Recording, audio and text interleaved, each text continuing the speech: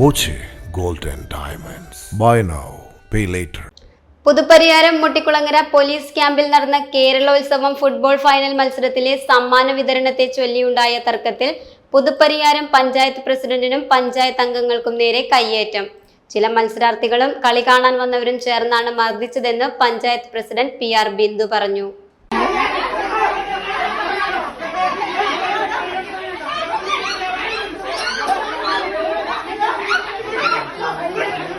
പഞ്ചായത്ത് അംഗങ്ങളായ ഗംഗാധരൻ, അജിത എന്നിവർക്കും തടയാൻ ശ്രമിച്ച പഞ്ചായത്ത് പ്രസിഡന്റിന്റെ ഡ്രൈവർ ശശീന്ദ്രനും മർദ്ദനമേറ്റു. കയ്യിൽ പരിക്കേറ്റ പഞ്ചായത്ത് പ്രസിഡന്റും മർദ്ദനമേറ്റ പഞ്ചായത്ത് അംഗങ്ങളും ചികിത്സ തേടി. ഇന്നലെ വൈകിട്ട് 6:30-ഓടെയാണ് സംഭവം. ഫുട്ബോൾ ഫൈനൽ മത്സരത്തിലെ വിജയികൾക്ക് സമ്മാനം ഉടൻ തന്നെ വിതരണം ചെയ്യണമെന്നാവശ്യപ്പെട്ടായിരുന്നു സ്ട്രൈക്കേഴ്സ് ക്ലബിലെ മത്സരാർത്ഥികളും സുഹൃത്തുക്കളും തർക്കമുണ്ടാക്കിയത്.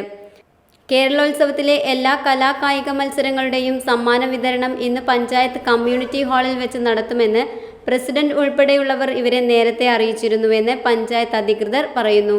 അത് അംഗീകരിക്കാതെയാണ് പ്രശ്നമുണ്ടാക്കിയതെന്നാണ് ആരോപണം. ക്യാമ്പിലുണ്ടായിരുന്ന പോലീസുകാരാണ് ഇവരെ പിടിച്ചുമാറ്റിയത്. പ്രസിഡന്റിന്റെ പരാതിയിൽ ഹേമാംബിക നഗർ പോലീസ് കേസെടുത്തു.